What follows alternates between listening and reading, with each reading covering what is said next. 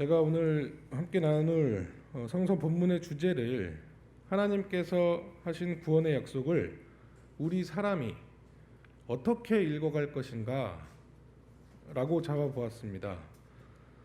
제1성서를 꿰뚫고 있는 주제인 하나님의 구원의 약속과 제2성서의 핵심인 선포된 하나님 나라를 같은 맥락에서 본다면 구원의 약속은 아브라함, 이삭, 야곱으로 이어지는 족장 이야기, 즉 믿음의 조상들의 삶을 통해서 하나님의 약속이 이루어져 갑니다. 그리고 그 미완의 약속은 예수가 선포한 하나님 나라로 그 맥을 이어갑니다.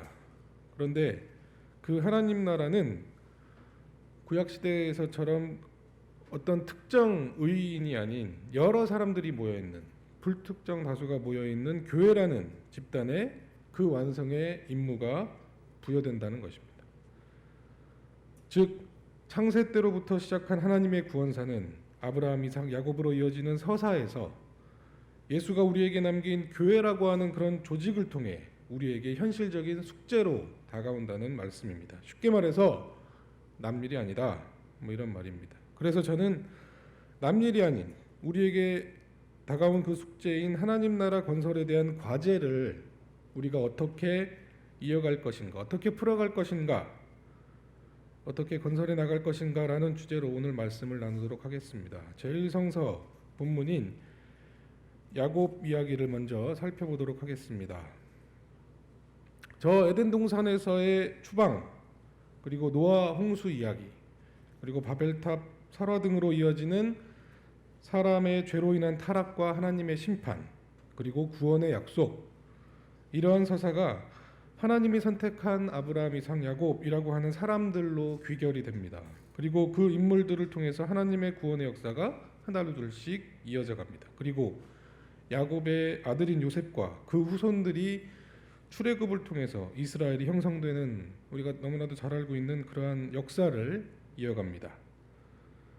그 중에 오늘 이야기인 에서와 야곱의 이야기는 여러 해석이 많이 있습니다만 그 중에 하나를 소개하자면 이겁니다. 문명 갈등설, 문명 적대설 이런 거요. 에서는 수렵 문명을, 그리고 야곱은 농경 혹은 유목 문명을 각각 상징한다는 것입니다. 그리고 그 안에 갈등과 적대를 통해서 결국 농경과 유목 문명이 이전의 생활 방식을 극복해 나가는 과정으로 보는 성서 해석이 그것입니다. 살결이 붉고 털이 많은 에서는 거칠고 투박한 성격을 보이고 있습니다.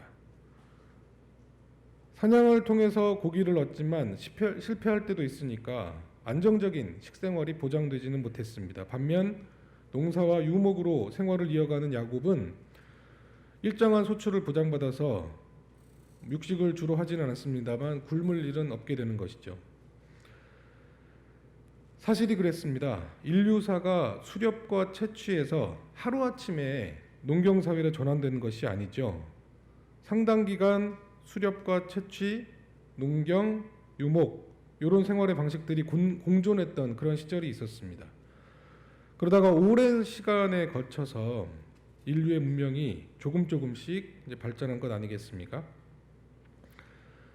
그러한 인류 문명사를 에서와 야곱의 이런 생활 방식에 적용해서 야곱의 이야기를 구성한 것이 아닌가 그렇게 생각을 해봅니다. 에서와 야곱을 표현하는 방식도 매우 차별적입니다. 야곱을 더 미화한다고 성서학자 폰라드는 그렇게 주장을 하고 있습니다. 야성적인 에서, 차분하고 얌전한 야곱 이렇게 말이죠. 후에 에서가 아버지 이삭으로부터 장자의 권리를 빼앗는 순간 동생 야곱을 죽이겠다고 마음을 먹는 대목이 나오는데 창세기 27장 36절에서는 이렇게 말하고 있습니다.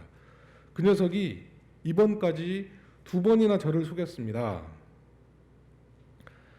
이것은 야곱이 팥죽으로 에서의 장자권을 빼앗은 것과 자신을 에서처럼 속여서 아버지 이삭에게 축복을 받은 것을, 이 두 가지를 이야기하는데 다우베라는 성서학자는 에서가 먹었던 팥죽을 에서는 애초에 그게 팥죽이 아니라 뭐 선지가 들어간 고깃국 정도로 생각했을 것이다 이렇게 주장을 합니다. 왜냐하면 야곱이 아버지 이삭에게 에서처럼 자기를 꾸며서 장자권의 축복을 가로챈 것은 속인 것이 분명하죠. 그런데 팥죽 한 그릇으로 큰아들의 권리를 약속받은 것은 에서와 야곱의 아주 자명한 거래라는 것이기 때문입니다. 30절에 에서가 그 붉은 죽을 좀 빨리 먹자라고 말하는데 사냥꾼인 에서가 보기엔 그 붉은 죽이 동물의 피가 섞인 것으로 그렇게 볼 수 있다는 이야기입니다. 그래서 애초에 에서는 고깃국이려니 하고 이렇게 먹었는데 팥죽이었다고 붉은 콩죽 이렇게 되어 있는데 속았다고밖에 생각할 수가 없는 이야기입니다. 이처럼 처음부터 설정된 태생적인 차이, 무엇보다 형이 동생을 섬길 것이라고 하는 하나님의 그 예언, 에서의 처지에서 보면 저주와도 다를 바 없는 그 불평등한 출발선에서 참으로 서글프고 억울한 입장이었을 것이라고 생각을 하게 됩니다.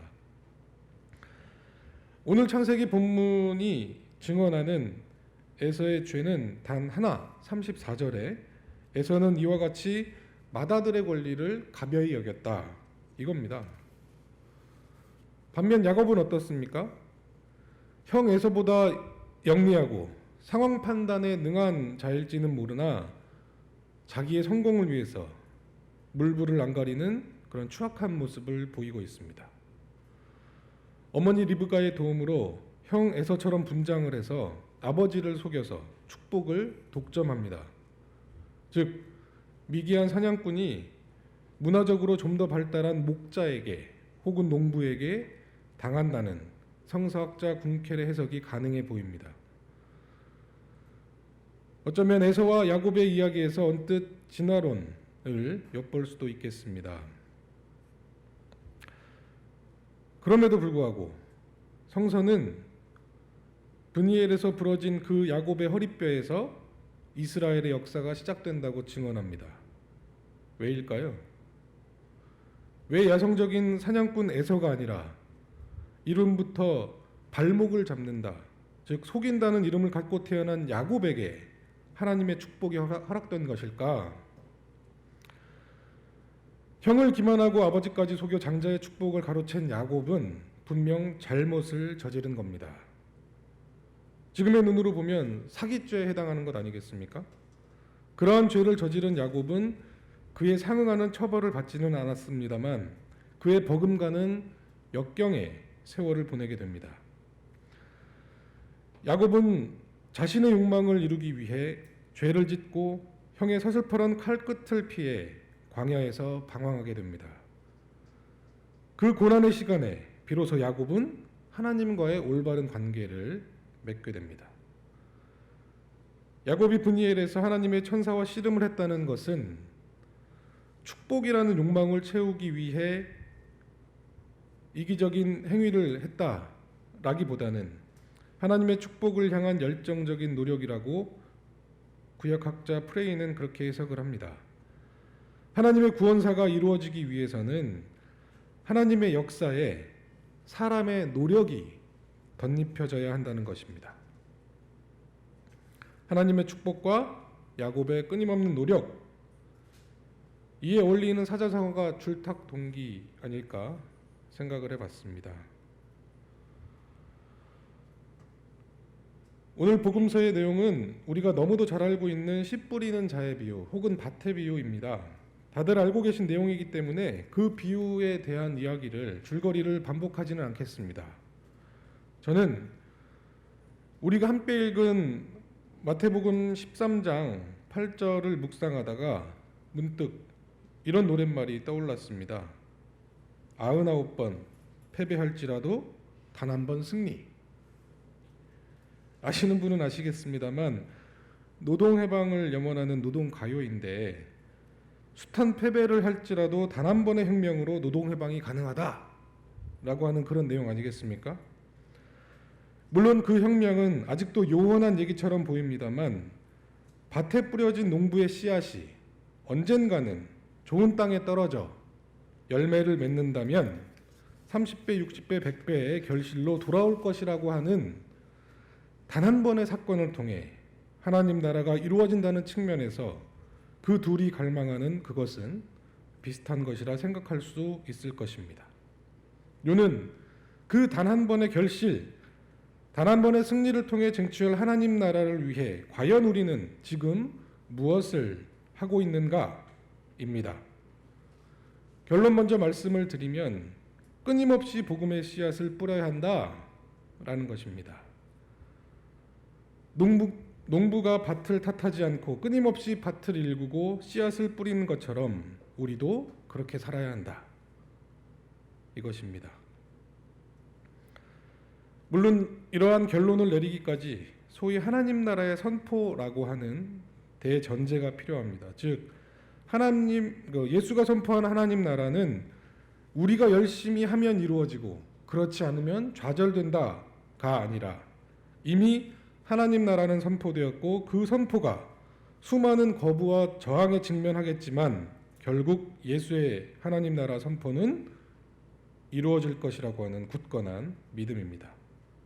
복음의 씨앗을 뿌릴 때 이 땅을 하나님 나라로 일궈 가는데 수많은 어려움과 난관이 있습니다. 때로는 절망하고 실패와 좌절을 맛볼 때도 있습니다. 그럼에도 우리는 이 행위를 멈춰서는 안 된다. 이것이 예수가 말하는 씨 뿌리는 자의 이야기의 교훈이 아닐까 생각을 합니다. 자, 여기서 저는 묻습니다. 여러분, 우리는 농부입니까? 아니면 밭입니까?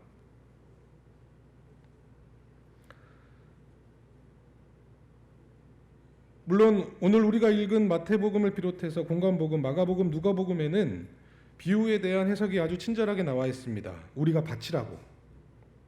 그러나 저는 농부와 밭은 상대적인 개념이라고 생각합니다. 우리는 어떤 이들에게는 농부입니다. 그리고 어떤 이에게는 밭입니다. 저는 이러한 사고가 가능할 때 하나님 나라의 확장성이 이 땅에 담보된다고 생각합니다.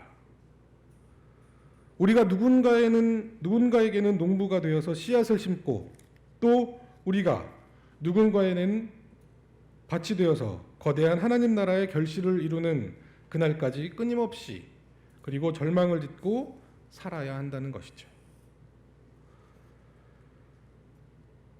그러면 문제는 야곱처럼 끊임없이 하나님의 축복을 갈망하되 구체적으로 무엇을 할 것인가? 그리고 씨앗을 뿌리되 어떤 씨앗을 뿌려야 하는가? 이러한 물음이 남습니다. 이 물음에 대한 답은 오늘 제2성서 본문인 로마서에 있다고 봅니다. 로마서 8장 6절에 육신에 속한 생각은 죽음입니다. 그러나 성령에 속한 생각은 생명과 평화입니다. 이렇게 되어 있습니다.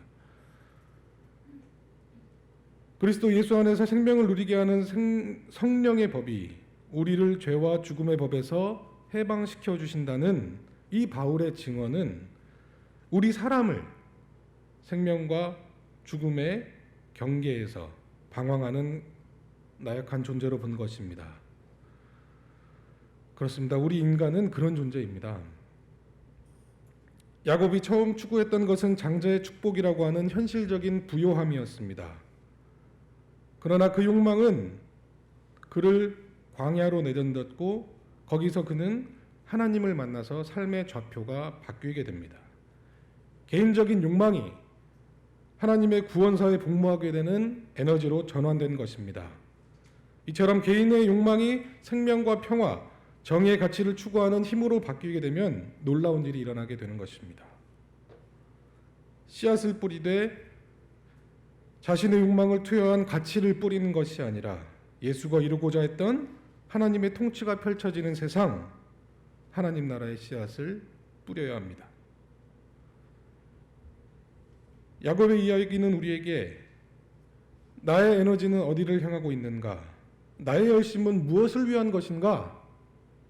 이러한 물음을 던집니다. 우리가 어디에 서 있는지, 또 우리는 어디로 가는지 되돌아볼 수 있는 계기가 될 것입니다. 또 밭을 포기하지 않는 농부처럼 지금 당장 눈에 보이는 어떠한 성과물이 없을지라도 절망하지 않고 끊임없이 밭을 갈면서 생명과 평화, 정의의 씨앗을 뿌린다면 언젠가는 30배, 60배, 100배의 열매를 맺는 날이 올 것입니다. 그날까지 예수의 길을 따라가는 우리 모두가 되기를 바랍니다. 잠시 침묵하겠습니다.